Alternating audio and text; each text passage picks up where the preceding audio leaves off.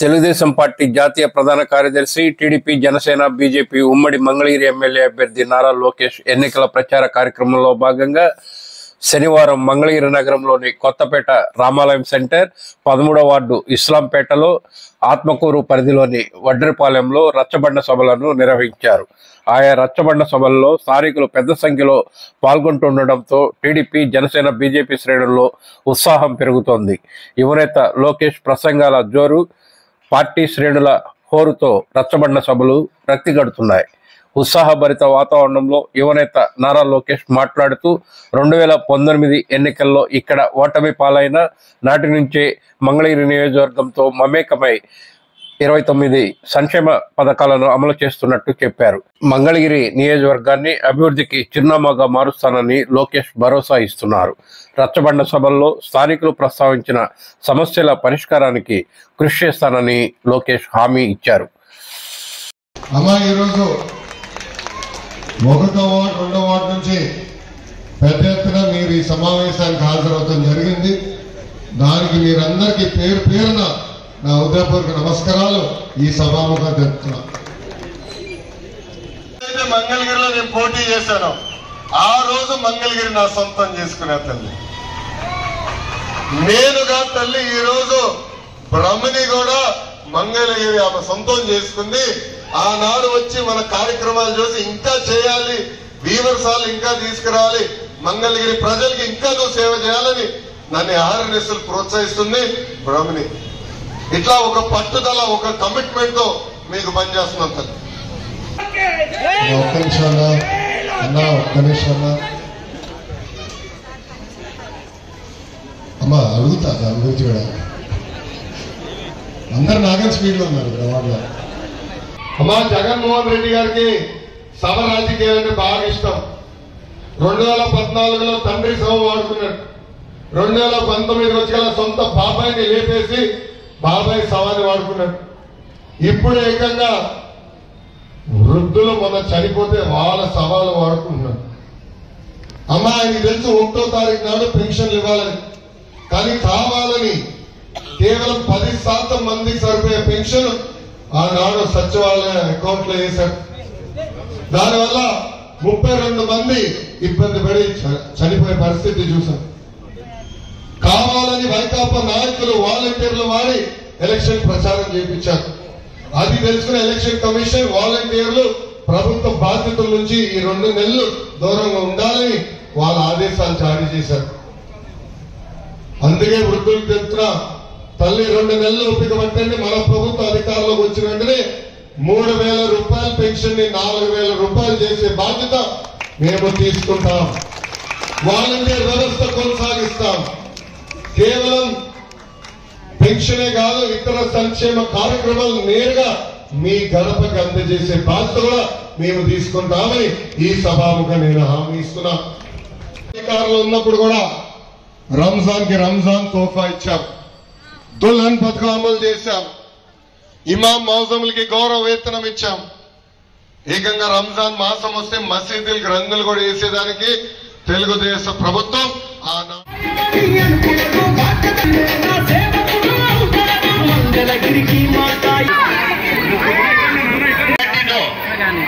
ఓడిపోయినప్పటికీ వెన్ను చూపక ఈ రోజున మంగళగిరి అని చెప్పి ఈ రోజున మళ్ళా 2024లో అదే ఉక్కు సంకల్పంతో మీ అందరి దయచేసి అందరూ ముందరికి రండి, పక్కన ముందరికి రండి. ఆయన లోకేష్ బాబు గారికి మనం ముందరికి రండి, దయచేసి వెనకాలలో మొత్తం ముందరికి రండి. నాకంత స్వాగతం పలికిన మీ అందరికీ పేరు పేరున నా హృదయపూర్వక నమస్కారాలు. తల్లి 2019లో తెలుగుదేశం పార్టీ అభ్యర్థిగా మీ ముందర వచ్చిన కరెక్ట్ గా 21 రోజుల ముందు నేను వచ్చా. మీరు ఎదుర్కొన్న సమస్యలు నేను తెలుసుకోలేకపోయా. నేనేంటో మీకు అర్థమవలా. ఎన్నికలు అయిపోయినాయి. 5,350 ఓట్లతో ఆనాడు నేను ఓడిపోయా. ఓడిపోయిన రోజు బాధ కలిగింది, కానీ 2వ రోజు నుంచి ఆ బాధ ఆవేదన నాలో కసి పెంచింది కదా. అమ్మా, ఎప్పుడు లేని విధంగా, ఎవరు చేయని విధంగా మంగళగిరి ప్రజల కోసం నేను 29 సంక్షేమ అభివృద్ధి కార్యక్రమాలు తీసుకొచ్చా తల్లి. చెట్టు కింద కూర్చోాలంటే సిమెంట్ బళ్ళు వేసాం. మహిళలు కుట్టు నేర్చుకోవాలంటే కుట్టు నేర్పితే కాదు ఉచితంగా కుట్టు మెషిన్ అందజేశాం. మన సోదరులు ఎవరైనా వెల్డింగ్ ఉంటే వెల్డింగ్ మెషిన్లు కూడా ఆనాడు అందజేశాం. పక్కనే ఎవరికైనా ఆరోగ్య ఇబ్బంది ఉందంటే ఎన్టీఆర్ సంజీవని పేరుతో క్లినిక్ కూడా ఏర్పాటు చేశాం. డయాబెటిక్ మందు బిళ్ళ కాబట్టి ఉచితంగా అందజేశాం.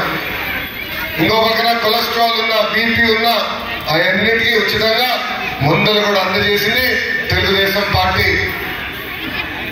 అమ్మా గతంలో మనం చూసాం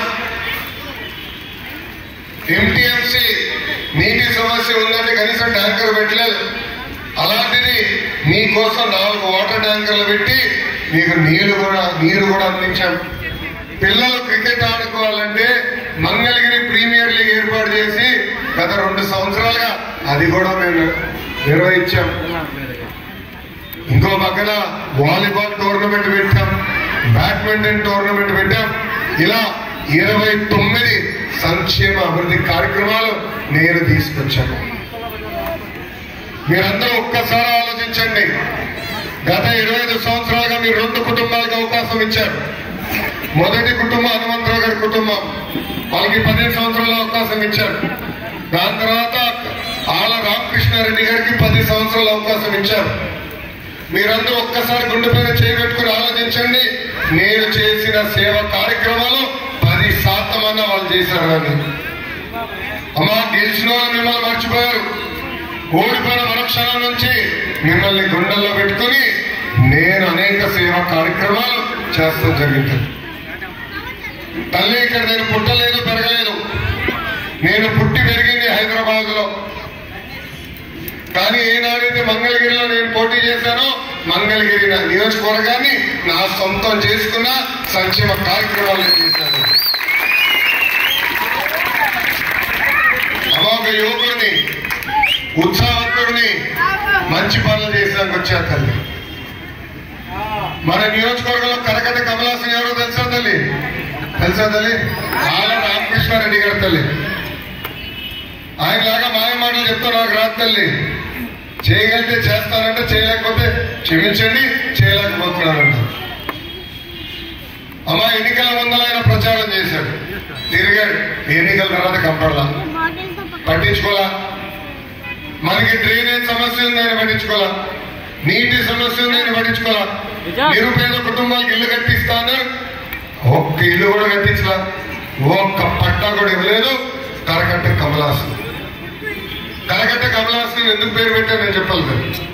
అమ్మా నా యోగల పాదయాత్ర 3000 కిలోమీటర్లు మైలురాయి దాటినప్పుడు ఆయన ఏకంగా ఎమ్మెల్యే పదవికి వైకాపా పార్టీకి రాజీనామా చేశాడన్నాడు. కానీ ఇప్పుడు మళ్ళీ చెల్లమని కొడుకులు వస్తున్నారు. ఆనాడు ఆయన ఏం చెప్పాడు నేను అందరూ గుర్తు చేస్తున్నా. ముఖ్యమంత్రి గారు నియోజకవర్గ అభివృద్ధి కోసం 1200 కోట్ల రూపాయలు ఇస్తా ఉన్నారు, కనీసం 12 కోట్ల రూపాయలు ఇవ్వలేదని ఆయన చెప్పారు. అంతేకాకుండా అందరికి ఇల్లు కట్టిస్తా అన్నారు, ఇల్లు పట్టాలు అందిస్తా అన్నారు, ఇవ్వలేదని ఆయనే చెప్పారు. ఆయన ఏకంగా మంత్రి చేస్తా అన్నారు, జగన్మోహన్ రెడ్డి గారు ఆయన మంత్రి చేయలేదని ఆయనే చెప్పి రాజీనామా చేశారు. ఏమై నిధులు ఇచ్చారా? ఇప్పుడు లేదు. ఒక్క పట్టా ఇచ్చారా? లేదు. కనీసం ఆళ్ళ రామకృష్ణారెడ్డి గారు మంత్రి అయ్యారా? అది కూడా లేదు. ఇప్పుడు ఏ మొహం పెట్టుకుని మన ఓటు అడుగుతారని ఈ సభాముఖ ప్రజలందరినీ ఆలోచించమంటున్నారు. తల్లి నా లక్ష్యం ఒక్కడే, పేదరికం లేని మంగళగిరి. అందుకే మీరు చూస్తే నేను చేసిన అన్ని కార్యక్రమాలు పేదరిక నిర్మూలన గుర్తుపెట్టుకుని చేసిన కార్యక్రమాలు. ఇంకా ముందు అనేక కార్యక్రమాలు చేస్తాం. మన బిడ్డల కోసం నేను ఇక్కడ గతంలోనే కొన్ని కంపెనీలు తీసుకొచ్చా, రెట్టింపు వాళ్ళ కంపెనీలు తీసుకొస్తా. మన బిడ్డలకి ఇక్కడనే ఉద్యోగాలు ఉపాధి కల్పించే బాధ్యత కూడా మీ లోకేష్ తీసుకుంటాడు. తల్లి స్వర్ణకారుల వృత్తి పైన మన కుటుంబాలన్నీ ఆధారపడి ఉన్నాయి. దశాబ్దాలుగా లైన్ మెన్ గా పనిచేస్తున్నారు మన వాళ్ళు. ఇప్పుడు ఇతర రాష్ట్రాల్లో వచ్చి మనకి ఇబ్బందిగా పెడుతున్నారు, మన పొట్ట కొడుతున్నారు. అందుకే ఒక లక్ష్యంతో నేను పనిచేస్తా. ఇక్కడ ఒక బంగారు సెంటర్ ఏర్పాటు చేస్తా. దక్షిణ భారతదేశంలో ఎవరు ఆభరణాలు తయారు చేయాలంటే దానికి కేర్ ఆఫ్ అడ్రస్ మంగళగిరి చేసే బాధ్యత నేను తీసుకున్నా. మీరు చూశారు తల్లి, ఆటోనగర్ లో నేను టాటా సంస్థ తనేరాతో ఒప్పందం కుదుర్చుకుని 25 మగ్గాలతో వీవర్శాల ఏర్పాటు చేశారు తల్లి. దాన్ని ఆదర్శంగా తీసుకుంటాం. తనిష్, జాయ్, లుకాస్ అని అనేక పరిశ్రమలు ఇక్కడ తీసుకొస్తాం. మన స్వర్ణకారుల వృత్తిని ముందుకి ప్రోత్సహిస్తాను. మనోళ్ళందరికీ ఉద్యోగాలు, ఉపాధి కల్పించే బాధ్యత నేను తీసుకుంటానని ఈ సభాముఖం మీకు హామీ ఇస్తున్నాను. బాధుడే బాధుడు. ప్రజలు అనేక ఇబ్బందులు ఎదుర్కొంటున్నారు. అందుకే ఈ సభాముఖం మీకు తెలుపుతున్నా. మళ్ళీ మన కార్పొరేషన్ అవసరమైతే మున్సిపాలిటీ చేస్తాం. పన్నుల భారం తగ్గించే బాధ్యత మీ లోకేష్ తీసుకుంటారని ఈ సభాముఖం హామీ ఇస్తున్నా. మన వార్డులో డ్రైనేజ్ సమస్య తీవ్రంగా ఉంది. తాగునీటి సమస్య తీవ్రంగా ఉంది. ఇది యుద్ధ ప్రాతిపదికగా పరిష్కరించే బాధ్యత కూడా మీ లోకేష్ తీసుకుంటాడు.